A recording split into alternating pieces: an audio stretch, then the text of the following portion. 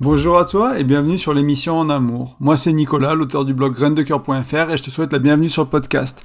On est en décembre 2022, c'est l'épisode 83 qui s'intitule Une to-do list différente et bonne pour votre couple ou pour ton couple.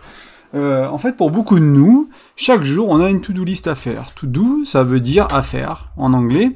Et voilà, c'est simplement la liste des tâches et des objectifs de la journée. C'est une technique intéressante de productivité que tu retrouveras un peu partout en développement personnel notamment. Mais aujourd'hui, le propos est un peu différent car on va parler de to-do list. Comme to do, comme très doux, comme très... voilà, avec plein de douceur, une liste de choses douces à faire pour ton couple, en fait, tout simplement. Et je t'invite à considérer, à intégrer ça de manière quotidienne, hebdomadaire, mensuelle à ton couple, de trouver des choses qui vont t'amener vers de la douceur, vers de la tendresse, vers de l'amour, vers une sorte d'intimité, de proximité, dans la douceur dans ton couple. C'est quelque chose qui manque à certains couples, qui manque à beaucoup de couples, et qui peut faire du bien à la relation. Des fois, on communique de manière un peu sèche. Quand on prend du temps ensemble, c'est pour faire des choses ou pour faire l'amour, et on n'est pas vraiment entre les deux. Et il faut un espace pour faire l'amour, il faut un espace pour faire les choses de la maison, de la vie, etc. Et la douceur, ça peut faire beaucoup de bien à pas mal de couples. Donc c'est l'idée d'aujourd'hui. Donc on va aller explorer ça ensemble, parce que cette to-do list, elle va te permettre de nourrir, de prendre soin de ton couple. Hein, c'est comme une to-do list avec tout, une liste des choses à faire. Ça peut être pour les choses importantes de ta vie, c'est essentiel. Ça te permet de vraiment t'assurer que c'est comme une checklist quoi. Des fois, tu t'assures que les choses qui sont importantes dans ta journée, elles vont être faites. La to-do list, c'est pour t'assurer que ton couple soit nourri et prendre soin de lui d'une certaine manière. Donc c'est bien d'en avoir une.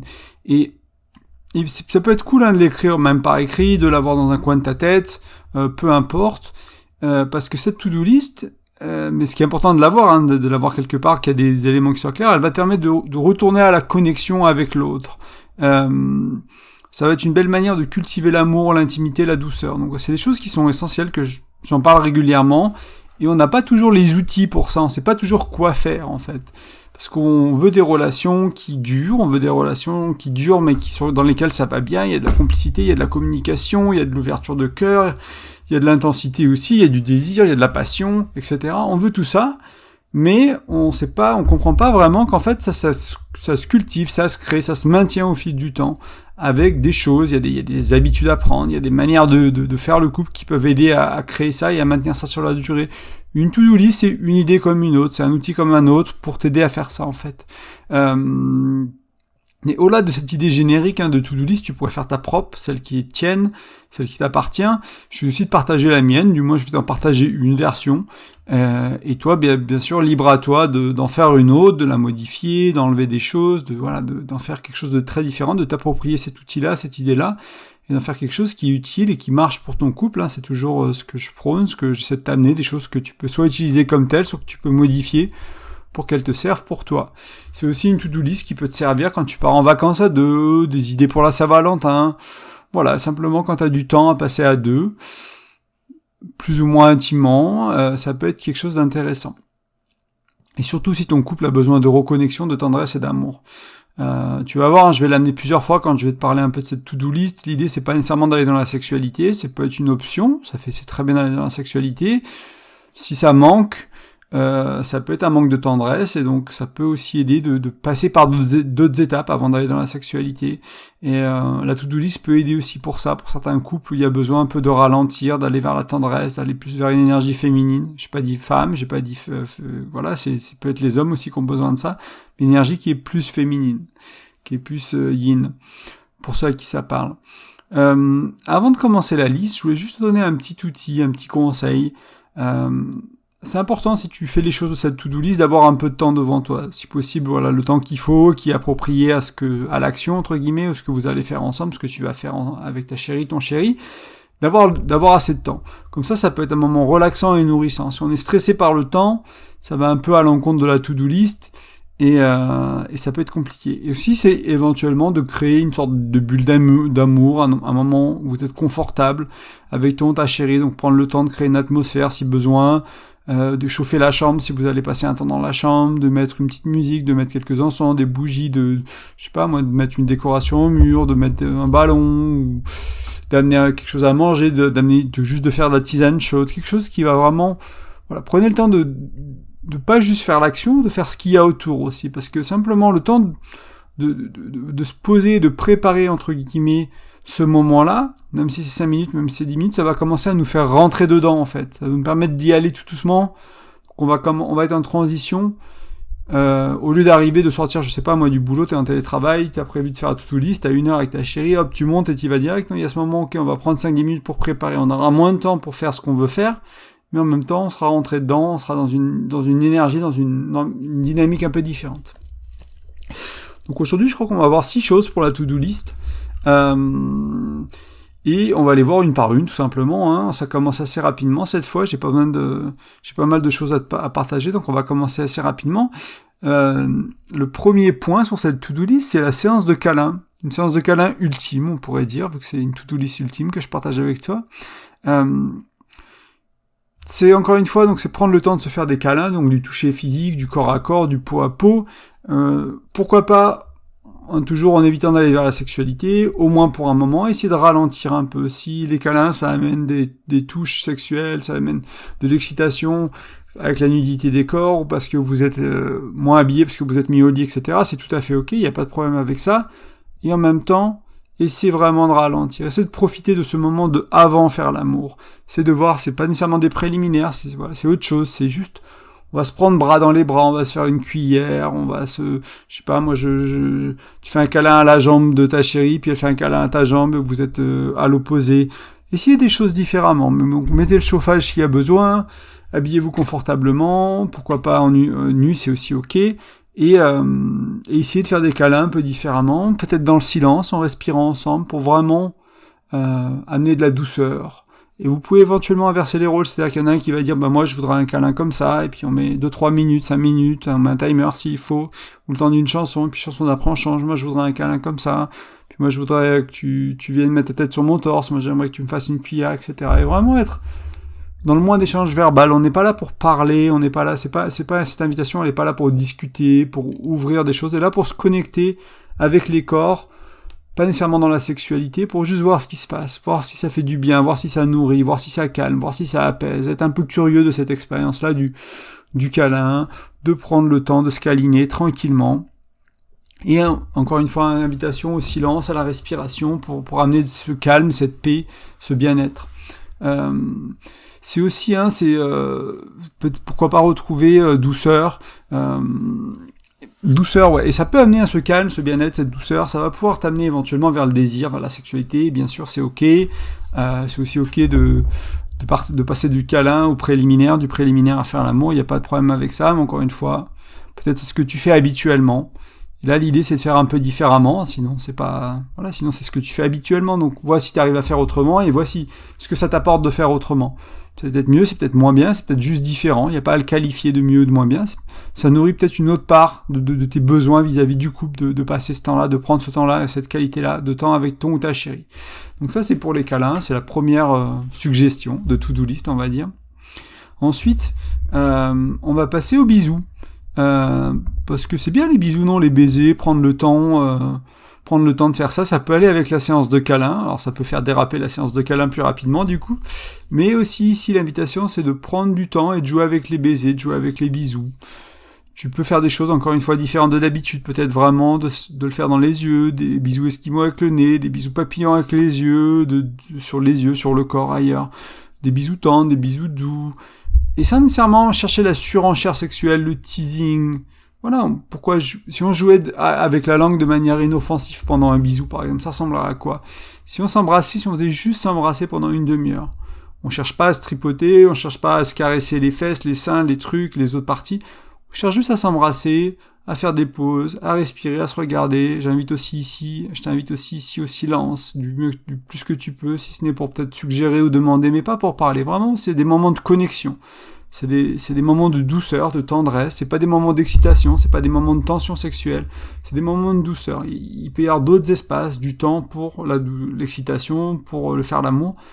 Voilà, c'est aussi très important de passer du temps là-bas, mais peut-être que c'est déjà du temps que tu prends, c'est déjà du temps que tu crées. Donc là, on va aller voir autre chose. On va essayer de voir autre chose et de faire des bisous, des baisers, peu importe, un peu de jouer avec ça. Peut-être tu peux jouer avec les parties du corps. Aussi, tu peux embrasser sur le corps, des parties que t'embrasses peut-être pas trop, ou jamais, ou trop rarement. Je sais pas, t'as essayé l'arrière du genou, ça fait quoi? T'as essayé le tibia, ça fait quoi? T'as essayé le côté du ventre. Pas le nombril peut-être que tu connais, peut-être que l'intérieur des cuisses tu connais, mais si t'es allé ailleurs, si t'es allé sur l'extérieur des cuisses, si t'es allé sur le milieu du dos, des endroits qui sont peut-être moins érogènes, des endroits qui sont peut-être moins excitants, qui sont peut-être plus chatouillants ou différents, et de voir celui qui reçoit ou celle qui reçoit, de regarder qu'est-ce que ça fait, d'avoir tout son corps qui est honoré, pas juste ses parties génitales, pas juste les parties érogènes, ça c'est quelque chose qui est déjà honoré peut-être. Et si c'est pas le cas, il faudra aussi aller là et honorer les autres parties, parce que honorer uniquement le sexe de l'autre avec des bisous, avec des caresses, avec des touches plus sexuelles, c'est très bien, et en même temps, il y a tout le reste du corps. Pourquoi pas s'approprier le reste du corps, entre guillemets, pas comme le posséder, mais vraiment le découvrir, l'explorer, jouer avec, l'embrasser, le caresser éventuellement, et voir ce que ça fait. Et peut-être que pendant une demi-heure, vous cherchez à faire ça. Rien de sexuel, juste des baisers, des bisous tout doux, et puis après vous prenez le temps de débriefer, vous regardez. C'était bien, c'était nul, j'aime pas du tout, moi je kiffe à fond, toi t'aimes pas, c'est comment pour toi, qu'est-ce qu'on pourrait changer? Mais pendant l'expérience, vivez-le voilà. Vivez-le, explorez. Et ouais, encore une fois, ça peut déraper les baisers, tout ça. C'est bien, si ça dérape, y a pas de souci, ça vous permet de faire l'amour et de vous connecter sexuellement, c'est super aussi. Mais en même temps, je sais que pour beaucoup de gens, c'est déjà le jeu et la difficulté quand il y a une belle complicité dans le couple, que la sexualité est fluide. Des fois, c'est plus de ralentir et de passer du temps avant de faire l'amour. Donc, c'est aussi une invitation à considérer ça pour cette fois. Je relis juste mes notes, mais oui, vraiment, c'est jouer avec ça, faire des choses qui cassent un peu la routine, ce qui peut-être te nourrit, ce qui se passe avant l'acte sexuel. Quand tu fais des câlins, quand tu fais des baisers, et qui vont pas nécessairement vers l'acte sexuel, qui sont avant, essayer d'étirer ce temps-là, essayer vraiment de ralentir, de prendre le temps, de voir ce que ça fait, avec une âme d'explorateur, tu peux jouer à embrasser, à se bisouter, ouais, avec amour, avec tendresse.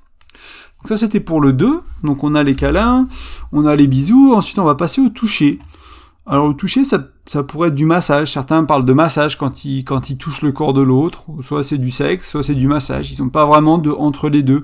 Moi, je te propose du toucher physique, certains appellent ça du toucher bienveillant, du toucher intuitif, du massage sans technique, peu importe. Mais là, l'idée, c'est d'enlever déjà la technique, parce que le massage, ça implique souvent de connaître certaines manières de masser, il y a des règles, il y a des choses, et ça implique peut-être d'aller en profondeur dans le tissu pour être relaxant, ça a un but d'arriver à relaxer le corps ou les tensions, ou d'enlever les nœuds, ou etc. Il y a souvent une sorte de technique et de but avec le massage. Là, on peut aller dans le massage c'est super, mais on peut aussi essayer d'aller juste dans le toucher.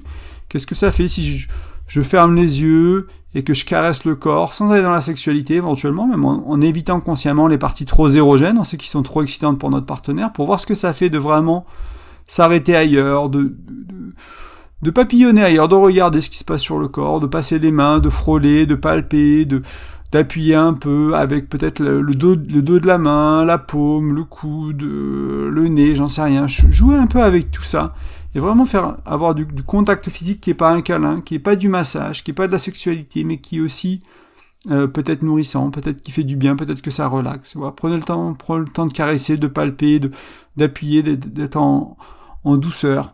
Encore une fois, c'est pas la technique. L'idée, c'est pas de montrer que t'es allé en stage de massage et que tu sais masser ta chérie. Ça, si tu sais faire, fais-le. Mais fais-le souvent, mais pas dans ces moments-là. Prends un moment de plus pour ça. Et l'idée aussi, là, c'est... On va dans des endroits... Pourquoi j'insiste sur ne pas aller vers la sexualité éventuellement? C'est pas grave si tu y vas. Pour beaucoup de couples, c'est pas grave. Pour certains couples, ce qui manque dans la sexualité, c'est un espace de sécurité.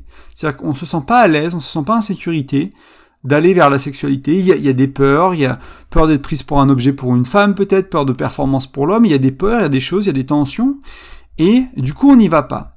Et si on arrive à créer des espaces non sexuels, ou très peu, ou le moins possible, qui sont du toucher, qui font des choses qui sont nourrissantes pour le corps, qui sont nourrissantes pour la personne, etc. Ça fait vraiment du bien, le toucher physique, il y a besoin. Les bébés, si on les touche pas, les bébés, ils ont fait des expériences dans je sais plus quelles années, ils ont laissé des bébés sans toucher physique, ils se laissent mourir, les nourrissons, ils vont mourir, quoi. Il y a vraiment et les enfants qui ont été très peu touchés, ils sont traumatisés, etc. On a vraiment ce besoin de se toucher physique, ça calme, il y a plein de choses qui se passent au niveau des hormones dans ton corps, Donc c'est important d'avoir ce toucher. Moi j'ai croisé plusieurs fois des personnes qui venaient dans ils appellent ça des cuddle parties en anglais, donc c'est des soirées câlins. Rien de sexuel, hein, c'est vraiment des gens qui se retrouvent, c'est un truc assez populaire aux États-Unis, des gens qui se retrouvent avec quelqu'un qui organise, qui est certifié, qui est une professionnelle. Il n'y a pas d'attouchement, il n'y a pas de... la règle d'or, c'est le consentement, mais tu peux te faire une cuillère avec quelqu'un, tu peux te faire un massage de tête, d'épaule, et voilà, et tu te rencontres. Et j'ai fait quelques soirées comme ça pour découvrir, j'étais curieux, et il y a beaucoup de gens qui étaient très isolés, qui vivaient seuls depuis longtemps, qui avaient vraiment ce besoin de se ressourcer avec le toucher. Ils n'avaient pas besoin nécessairement de sexualité, ils avaient besoin de passer du temps en cuillère avec quelqu'un, d'avoir la proximité des corps, d'avoir, des papouilles sur la tête, ce genre de choses-là. Et c'est vraiment, ça nourrit en profondeur, ça fait du bien. Donc là, l'idée, c'est de trouver des espaces comme ça, de les créer. Encore une fois, du toucher bienveillant, du massage, peut-être du toucher intuitif, ou aller dans le massage intuitif, je vais t'en parler dans une seconde. Un massage qui est peut-être plus tantrique, ou un massage qui peut être un peu plus classique, on va dire, mais qui restera intuitif, qui sera sans technique.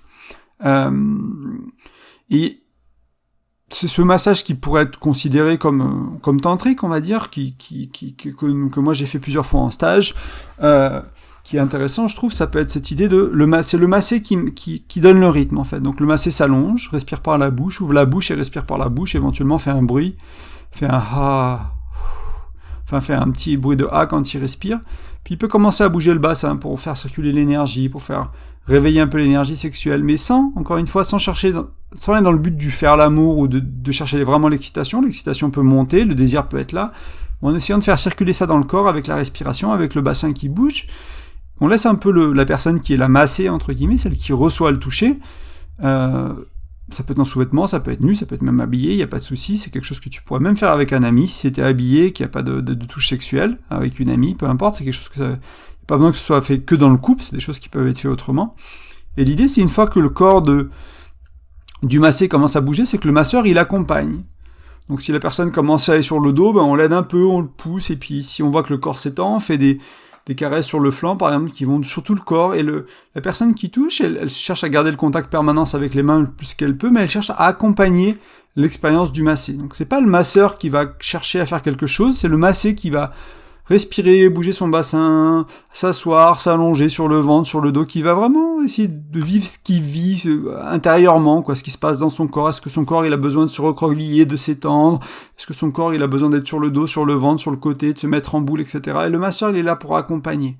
Pour vraiment accompagner, vous pouvez faire ça 10 minutes, 20 minutes, jouer avec ça, et vraiment voir ce que ça fait de pas être dans le donner quelque chose. On n'est pas là pour donner du plaisir, on n'est pas là pour donner de la relaxation, on n'est pas là pour donner de l'amour, juste on est présent pour le masser, on le laisse vivre ce qu'il a à vivre, on accompagne son expérience à lui, et on est le témoin de son expérience. Et on cherche pas à aller quoi que ce soit, on le laisse, on lui fait confiance, on le laisse vivre ce qu'il a à vivre. Donc ça peut être une manière de le faire, donc ça peut être ce qu'on appelle un massage intuitif. Autre chose que moi j'aime bien proposer autour du toucher, c'est cette idée de prendre par exemple 20 minutes, chacun, à tour de rôle, et c'est le massé, pareil, qui va demander ce qu'il veut. Donc là, il va pas bouger son corps, et c'est le masseur qui va essayer de l'accompagner. Ça va vraiment être le massé qui dit moi j'aimerais un massage, ça peut être du toucher physique, ça peut être j'aimerais que tu poses une main sur mon bas-ventre et une main sur mon cœur. Puis on reste comme ça 5 minutes, on voit ce que ça fait. Il y a des gens à qui ça fait un bien immense, ils vont pleurer, ça peut faire sortir énormément d'émotions, quelque chose d'aussi simple que ça. Tu peux dire j'ai les épaules très tendues, est-ce que tu peux vraiment me masser les épaules et les pieds, là j'ai été debout toute la journée. Donc voilà, t'as 20 minutes quand t'es le massé pour demander ce que tu veux. Tu peux changer d'avis toutes les 30 secondes, toutes les 5 minutes. 2 minutes sur quelque chose, 10 minutes sur autre chose, 8 minutes sur autre chose, et tu fais tes 20 minutes comme ça, et tu demandes ce que ton corps a besoin. Tu essaies d'être à l'écoute de ton corps, de tes besoins, de ce que tu as besoin, ce que tu aimerais que l'autre te donne, et l'autre, du mieux que tu peux, tu essaies de donner ce que le massé ressent. Donc c'est 2 manières peut-être de vivre le toucher, qui peut être du massage, qui peut être du toucher bienveillant, du toucher intuitif, du massage intuitif, pour vivre cette dimension-là, pour éviter d'être dans le massage technique, pour éviter d'être juste dans le câlin, pour être un peu entre les deux, dans cette dimension d'entre les deux. Ça peut amener vers du désir, ça peut amener vers la sexualité, et encore une fois, on essaie peut-être de préserver ça à un moment, de pas y aller tout de suite, de se laisser ces 20 minutes sans aller là-dedans, puis après on y va, et puis après on se fait plaisir, puis après on explore, c'est aussi, c'est vraiment super, j'ai vraiment rien contre aller vers la sexualité, c'est juste que on essaie ici avec la to-do list d'aller vers la sensualité, vers la douceur, vers la tendresse, et des fois la sexualité ça peut bloquer tout ça pour des couples qui ont des petits blocages ou des petites tensions autour de la sexualité. Donc ça c'était 3 manières plus ou moins de prendre du temps pour du toucher, pour du toucher physique.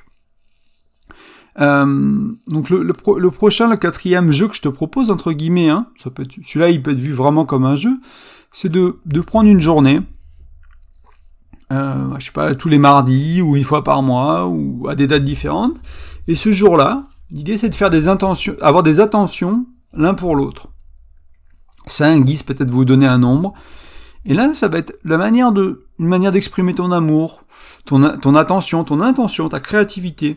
C'est vraiment un moment pour donner. On donne pas, éventuellement, ça peut être bien même d'avoir qu'une personne qui pour ce jour-là, qui a l'intention, enfin qui joue au jeu, quoi, qui a les 10 ou les 5 choses à faire. Et puis vous rendrez l'appareil un autre jour comme ça.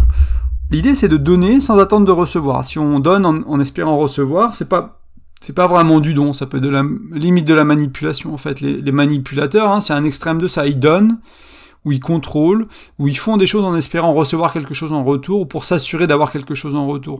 Donc c'est pas terrible de donner en espérant recevoir. Donc là, l'idée, c'est vraiment de donner.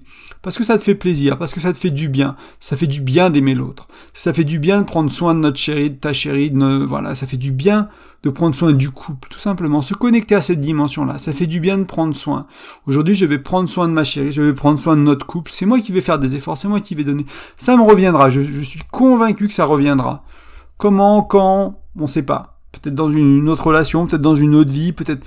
Mais si tu sais créer une culture du couple où tu es dans le don, dans la générosité, dans l'amour, dans la tendresse, ça te reviendra. C'est des choses que tu auras, peut-être que ce sera ta prochaine chérie, parce que celle-là ou celui-là, il n'est pas capable de donner ça, et c'est ok. Mais tu vas vraiment te rendre compte que le don, c'est quelque chose de puissant, ça fait du bien, et puis voilà, on le fait pas nécessairement pour recevoir. Et là, ce qui est intéressant, c'est que les idées sont vraiment infinies, hein. Tu peux préparer à manger, tu peux faire un snack, un petit déj au lit, tu peux écrire des mots d'amour sur des post-it et en mettre un peu partout, faire une chasse au trésor de mots d'amour, ou faire un petit jeu, tu peux décorer une salle de la maison avec des ballons, créer une atmosphère sympa, enfin, il y a 1000 manières d'avoir 5, 10 attentions dans une journée pour ta chérie. Ça peut être juste, tu sais qu'après le repas, elle aime un café chaud, ben voilà, tu lui fais le café, tu lui amènes dans le canapé, tu lui dis voilà, va t'allonger, je vois que t'es fatigué, tu vas lui masser les pieds 5 minutes. Ça peut être aussi des propositions qu'on a vues au-dessus, hein. Ça peut être les bisous, ça peut être le toucher, ça peut être les câlins, voilà, prendre un temps pour ça, se dire, je sais que t'aimes le toucher physique, c'est important pour toi, c'est ton langage d'amour, le toucher physique. Aujourd'hui, on va prendre 10 minutes, on va prendre plus que d'habitude, des fois on prend 2-3 minutes après le repas, parce qu'on doit retourner au boulot. Là, j'ai préparé le repas pour qu'on ait un peu plus de temps après, j'ai anticipé. Et du coup, on va avoir 10 minutes ensemble pour vraiment se câliner, prendre du temps, peut-être enlever un peu le t-shirt pour avoir de peau à peau, etc. Vraiment se sentir, se couconner, quoi, se faire du bien, et faire du bien à l'autre. Donc c'est ça qui est intéressant, puis c'est ta créativité qui va être limitée, c'est ta générosité qui va être limitée, donc essaie de travailler ça en fait, parce que plus t'es créatif, plus t'es généreux, en général, plus ton couple se passe bien. Moi je l'ai vu autour de moi, je l'ai vu dans mes relations aussi, et c'est une bonne chose à cultiver. Donc voilà, un petit jeu pour une journée. Puis ça peut être bien de l'intégrer régulièrement. Moi, je me rends compte que des fois, je prends du plaisir à faire des choses si je les fais proactivement pour ma chérie, alors que quand c'est elle qui me demande de les faire, des fois, je les fais avec résistance. C'est tout bête, hein, mais je sais pas si t'as déjà observé ça. Ton compagnon, ta compagne te dit, est-ce que tu peux faire ça? Et t'es là, oh, j'avais pas le temps, j'avais pas envie. Et puis, t'es déjà en train de penser à la suite. Puis tu l'as fait rapidement pour toi parce que... Voilà, je sais pas, t'as préparé un café rapidement, tu savais que peut-être elle en voudrait un, mais t'avais pas le temps, du coup t'as pas osé préparer le deuxième, t'as pas voulu, puis là c'est là qu'elle te demande de le préparer, t'es en résistance. Alors que si tu le fais, moi c'est mon expérience, et si je le fais proactivement, je me dis ok, j'ai pas trop le temps, mais je vais le faire quand même, ça me connecte à mon amour, ça me connecte à ma générosité, et je le vis bien mieux, et en fait ça nourrit vachement plus mon couple, plutôt qu'elle me demande et que je le fasse en résistance, ou que ce soit moi qui le fasse proactivement, et qui me fasse me sentir bien en fait, tout simplement. Donc se connecter à cette dimension-là du couple, de manière plus régulière, de manière plus régulière, ça fera du bien. 5e idée, ce que j'appelle le bain de compliments. Donc là, c'est pas nécessairement, t'es pas obligé de faire des tirades de compliments, mais c'est aussi pareil, dans la journée, à des moments de la journée, d'avoir cette attention due. Ça va vraiment nourrir ta relation, de cultiver une culture, de créer une culture de l'appréciation, en fait, d'apprécier l'autre pour qui il est, pour ce qu'il amène. Donc il y a 2 dimensions, il y a le qui il est, donc son être, et il y a ses actions, il y a son faire. Souvent, on complimente les gens sur l'un ou l'autre. Ah, t'es une super chérie parce que tu tiens bien la maison propre. Moi, j'ai croisé des femmes qui avaient que des compliments sur leurs actions, par leur mari ou par leur compagnon.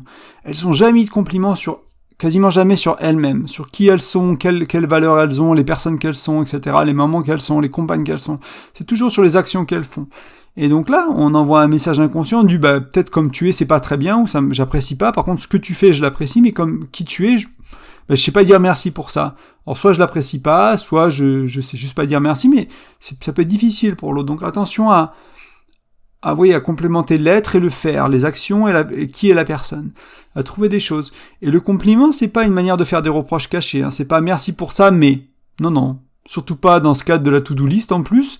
L'idée c'est d'amener de la douceur. Le mais il va effacer le compliment et il va ajouter une sorte de violence, une sorte de reproche, une attaque personnelle éventuellement si c'est sur la personne, c'est pas sur son faire, c'est sur son être, etc. Donc ça, vraiment éviter. On est dans le compliment, on est aussi là aussi on est dans le don. Donc on va donner des paroles valorisantes, du compliment. Et une astuce vraiment importante pour le compliment, c'est plus il est précis, plus il est puissant. Tu croises ta chérie le matin, tu lui dis t'es belle, elle s'est mal réveillée, elle se trouve moche, ses cheveux sont pétards, elle l'accepte pas, ton compliment. Elle va le rejeter, pareil pour un mec, tu dis à ton mec, oh putain t'es trop beau aujourd'hui, ou t'es beau, et puis tu t'es mal réveillé, tu t'aimes pas ce jour-là, t'as un peu une estime de toi qui est pas si forte que ça ce jour-là, ou d'une manière générale, tu vas pas l'accepter le compliment. C'est-à-dire qu'intérieurement, il va y avoir une petite voix qui va dire ouais mais c'est parce qu'il m'aime, oui c'est parce que si, oui c'est parce que ça, ouais mais t'as pas vu mes cheveux, t'as pas vu ma gueule, enfin il y a quelque chose qui va effacer le compliment tout de suite. Alors que si tu donnes un compliment précis, ah t'es très belle aujourd'hui, j'aime ta robe, puis ça va bien avec ta coiffure, et le bleu en fait ça fait ressortir tes yeux, et tu sais que j'aime beaucoup tes yeux. Là, c'est un compliment qui est précis, à l'opposé d'un compliment générique qui serait tu es belle ou tu me plais comme ça. Et le compliment précis, il est beaucoup plus dur à rejeter pour la personne qui le reçoit. Donc ça, c'est important d'apprendre à faire des compliments, d'être généreux avec ses compliments, de donner des compliments. Il y a pour des personnes pour qui c'est les paroles valorisantes, hein, c'est un des 5 langages d'amour, c'est les 5 langages d'amour, c'est les 5 manières de laquelle quelqu'un aime être aimé. Donc il y a les cadeaux, il y a les paroles valorisantes, il y a le toucher physique, il y a le temps de qualité, et il y a les actes de service, donc c'est par exemple, je sais pas, moi faire débarrasser de la vaisselle, faire quelque chose pour l'autre, quoi. Il y a ces 5, donc paroles valorisantes, actes de service, toucher physique, temps de qualité et cadeaux. Et dans les paroles valorisantes, bien sûr, c'est les compliments. Donc si l'autre, t'as quelqu'un qui son langage d'amour, qui est haut, c'est les paroles valorisantes, et que tu sais pas faire des compliments, cette personne, elle va pas vraiment se sentir aimée dans la relation avec toi. Donc c'est important d'apprendre à faire des compliments dans beaucoup de relations, et même si c'est pas un langage d'amour qui est très haut pour ton ou ta partenaire, les compliments, ça fait pas de mal, et il n'y a pas grand monde qui n'aime pas en recevoir. Et surtout quand ils sont spécifiques, et du coup, il n'y a pas cette petite voix interne qui va pouvoir les refuter, les rejeter, etc. Donc ça, le ban de compliments, et ça peut être quelque chose qui est bien sûr à étendre au-delà de la to-do list, et à le faire régulièrement. Moi, l'effort que j'ai fait dans ma vie, c'est quand j'ai un petit truc qui vient dans ma tête, oh t'es belle, dans ma tête, des fois je regarde ma chérie, je suis là, elle est belle, ou merci, je le verbalise. Dès que j'ai ce petit truc intérieur qui dit merci, t'es belle, tes trucs, je le verbalise. Et des fois c'est juste, oh t'es belle, tu me plais, et des fois j'essaie de me dire, ok, compliment spécifique, qu'est-ce qui me plaît, qu'est-ce qu'il fait, est-ce que c'est son sourire, est-ce que c'est les boucles d'oreilles, est-ce que c'est les vêtements, est-ce que c'est son énergie, qu'est-ce qui se passe en ce moment chez elle qui m'a fait tomber amoureux, entre guillemets. Je l'ai regardé, j'ai mon cœur qui a fondu, et pourquoi pas lui dire, en fait. Si moi je l'ai vécu, pourquoi pas lui dire, en fait. Exprimer ce que je vis. Et après, arriver à cultiver, de vivre ça plus souvent. Voilà, c'est ça notamment la to-do list, elle peut t'inviter à ça, et ce que je t'amène sur le blog ou sur le podcast, ça peut t'amener à ça, à vivre ça plus souvent intérieurement, et derrière, à l'exprimer plus souvent à ta partenaire, et là, tu vas voir que ça peut vraiment changer la qualité de ta relation.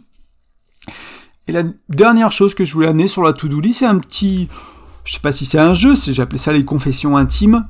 Donc là, ça va être un moment de partage et d'ouverture. C'est pas un moment de reproche, encore une fois. C'est qu'on n'est pas là pour faire des reproches, on n'est pas là pour dire oui, mais tu t'es vu la dernière fois et puis t'as fait ci. Non. C'est ouverture. Donc là, on parle de nos émotions, de nos pensées, de nos rêves, de nos peurs. Pas de nos peurs du « oh, t'es comme ça », c'est « moi, j'ai peur de ». On parle en jeu, ça pourrait presque être de la CNV, entre guillemets, hein. Quelques bases de CNV, ça ferait pas de mal, dans cet exercice-là, d'apprendre à parler du jeu et parler de soi, et pas de parler de l'autre. Et l'idée ici, c'est de s'allonger au sol, tous les deux, donc peut-être mettre une petite couverture, un tapis de yoga, quelque chose de confortable, si vous êtes sur un carrelage ou quelque chose de dur, un futon, ce que vous avez, quoi, pour vous allonger au sol, et vous mettez vos jambes à l'opposé. Donc vous vous mettez tête à tête, mais vous n'allez pas mettre le sommet de vos crânes qui se touchent, il y en a un qui va s'allonger au sol, et l'autre, il va venir s'allonger pour mettre la tête sur l'épaule de l'autre. Donc vous allez être intriqué, de mémoire, c'est comme ça que ça se dit, vous allez avoir chacun une tête sur l'épaule de l'autre, et votre bouche va être au niveau de l'oreille. Donc vous n'allez pas vous voir, donc il n'y aura pas cette confrontation du regard. Des fois, quand on veut être vulnérable, quand on veut parler de son intériorité, de ses rêves, de ses émotions, des trucs vraiment un peu subtils et fragiles chez nous, qui nous font peur ou qu'on n'ose pas, ça peut être compliqué de le faire les yeux dans les yeux. Moi, j'aime bien des fois le faire dans les bras de ma chérie ou elle dans mes bras, etc. De casser un peu ce regard des yeux. Des fois, le regard des yeux, il est bienvenu parce que ça permet de se connecter, mais des fois, ça peut être bien aussi de pas le rajouter, parce qu'on a peur d'être jugé, on a peur d'être ça, on est dans notre petit garçon, dans notre petite fille, et on a besoin d'être accueilli comme ça pour éventuellement plus tard aller vers quelque chose d'autre, pour peut-être de l'amener face à face en se regardant. Mais s'il faut passer par une étape comme ça, c'est aussi ok. Donc on va mettre une tête sur une épaule et l'autre tête sur une épaule, on a les pieds opposés, encore une fois, et là, comme on a l'oreille, on a la bouche dans l'oreille, on va pouvoir parler doucement, on va pouvoir chuchoter, on va pouvoir vraiment exprimer les choses avec du calme, avec moins une voix qui porte moins, vraiment réduire un peu l'intensité de notre voix, et parler à l'autre. Et là, il y a plein de choix, vous pouvez parler à tour de rôle, vous pouvez avoir une conversation que vous avez habituellement, mais peut-être conversation sur les enfants, sur sur votre projet de vie, sur les finances, peu importe, mais l'avoir dans cette posture-là, dans cette position-là. Parce que tu vas voir qu'être allongé au sol, tête sur épaule et tête sur épaule, à l'opposé comme ça change tout. Parce que le fait d'être allongé, déjà, ça évite d'aller vers la colère. Je sais plus, j'écoutais un podcast d'une psychologue qui parlait de ça, je sais pas quelle étude elle faisait référence, mais elle disait que, en gros, il y avait une étude qui était apparue aux États-Unis, que, en gros, tu peux pas être énervé si t'es allongé au sol. C'est pas possible. Physiquement, physiologiquement, ça marche pas. Donc si tu es énervé, que tu t'allonges, tu vas voir que tu perds ta colère. C'est ce qu'elle disait que l'étude racontait, démontrait en fait tout simplement. Et c'est vrai que pour avoir joué un peu avec ça, avec certaines de personnes que j'accompagne, il leur proposé en atelier, ça parlait à des gens colériques, et en effet ils n'arrivaient pas à se mettre en colère en étant allongés. Et c'est quelque chose que tu peux essayer chez toi si tu arrives à accéder à ta colère en étant allongé. Tiens, ce serait rigolo. Surtout allongé sur le dos. Et sur le ventre, ça peut être un peu différent, parce que tu peux taper des mains, des pieds, un peu comme une crise quand t'es enfant, quoi. Mais sur le dos, tu verras que ça te calme beaucoup. Donc là, vous êtes allongé sur le dos, tête sur épaule des deux côtés, les pieds opposés, et puis vous parlez tout doucement, vous confiez un peu vos hontes, vos peurs, vos rêves, vos pensées, vos émotions, ce qui se passe dans votre vie, vous vous ouvrez, quoi. L'idée, c'est celui qui partage, c'est de s'ouvrir, et celui qui écoute, c'est d'accueillir, de pas juger, de pas couper, de pas réagir. Laissez de l'espace, vraiment laisser de l'espace. Un des gros trucs, sûrement ce qu'on va faire l'année prochaine avec ma compagne, c'est sur les ateliers de couple, c'est parler de cette notion d'accueil. Il y a tellement de gens qui sont dans la réaction, ils savent pas accueillir ce que l'autre a à dire. Ils ont un commentaire à dire, ils ont quelque chose à reprendre, à reformuler. Non, juste écoute ce qu'il a à dire, écoute ce qu'elle a à dire. Comme c'est. Cherche pas à reformuler, cherche pas à modifier, cherche pas à réconforter, cherche pas à rassurer, cherche pas à complimenter. C'est pas le moment. Juste écoute. Dans cette position, écoute, fais que ça, écoute. T'endors pas, sois présent, sois pas dans tes pensées du plus que tu peux, vraiment juste écoute. Écoute ce qu'il y a, écoute ce qui vient, écoute ce que ça te fait, observe ton corps éventuellement. Est-ce que ça te ferme, est-ce que ça t'ouvre, est-ce que ça te fait peur, est-ce que ça te rend amoureux, amoureuse? Qu'est-ce que ça te fait à toi? Concentre-toi sur ce que l'autre a à dire et ce qui se passe en toi, c'est tout. Et partagez, puis au bout d'un moment vous changez, voilà, peut-être vous en reparlerez jamais, peut-être que vous en parlez après, peu importe. Mais là, l'invitation, c'est un moment de confession. Il n'y a pas parce qu'on a fait quelque chose de mal et qu'il faut le dire, mais juste, on partage notre univers, on partage notre monde, on partage notre intériorité, ce qui se passe à l'intérieur de nous. Donc c'est super, ça peut être un moment pour exprimer sa tendresse, son amour aussi, c'est un moment parfait pour ça, vraiment dans le creux de l'oreille, là. Tu sais quoi, je t'aime vraiment parce qu'on vit ça ensemble, et puis, c'est super quand on fait ça, et puis ce projet de vie, là, ça me nourrit, c'est tellement bien, etc. Vraiment, prendre le temps d'amener ce qui est là, ce qui est beau, ce qui est touchant, ce qui est nourrissant, ce qui fait du bien. Ben voilà, c'est les 6 items de la to-do list. Est-ce que s'ils te parlent, toi, et toi, si tu avais ta to-do list à faire, qu'est-ce que tu mettrais dedans? Est-ce que tu mettrais ça? Est-ce que tu mettrais autre chose? C'est vraiment pour amener de la douceur dans ton couple, pour amener de la tendresse, pour amener de la complicité, pour amener des moments qui sont pas les moments habituels, à moins qu'il y ait déjà beaucoup de douceur, peut-être il te faudra faire l'amour liste ou quelque chose d'autre, ou faire des projets liste ou quelque chose de très différent selon ton couple. Mais si ton couple a besoin de douceur, si toi t'as besoin de douceur, qu'est-ce que tu mettrais dans cette liste? Voilà, moi je t'ai proposé 6 choses. Je vais les revoir rapidement. Alors on avait commencé par que je revienne. C'est où? Donc séance de câlin, voilà, donc séance de câlin tranquille. Ensuite on avait vu les bisous, les baisers, jouer avec ça, jouer avec le toucher, / massage sans technique. Ensuite on a vu aussi faire 5 ou 10 attentions par jour et vraiment se concentrer sur l'autre et rendre la journée de l'autre magique en fait. Et enfin, le bain de compliments et les confessions intimes. Donc voilà, c'était mes 6 suggestions. Tu peux en inventer d'autres, tu peux en créer d'autres. Et libre à toi, tu verras si tu tapes to-do list, T-O-U-T-D-O-U-X sur internet, tu verras qu'il y a plein de gens qui ont fait des to-do list. Moi, j'ai découvert ça il y a 1 an, les to-do list, et j'ai trouvé ça trop cool. Du coup, j'ai regardé un peu ce qui se faisait, ce que les gens faisaient, ce que les gens mettaient dedans, comment ils vivaient ça, et ça, c'est ma version à moi. Voilà, tu peux créer la tienne, et ça fera du bien à ton couple, j'imagine.